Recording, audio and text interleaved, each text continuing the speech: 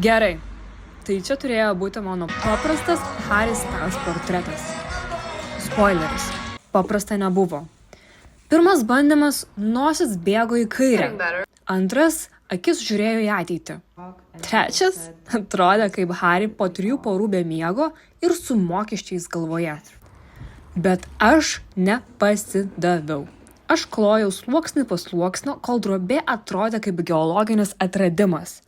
Vienu metu net pradėjau lupti dažus, nes aišku, kam taisyti, kai galima iškasti iki drobės porinio. Bet žinai ką, 15 kartų įvyko stebuklas. Staiga, iš tos spalvų katastrofos atsirado tikras Harry Styles.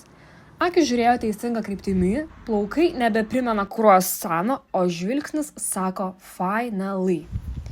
Ir tada supratau, fan art neturi būti tobulas nuo pirmo potėpio.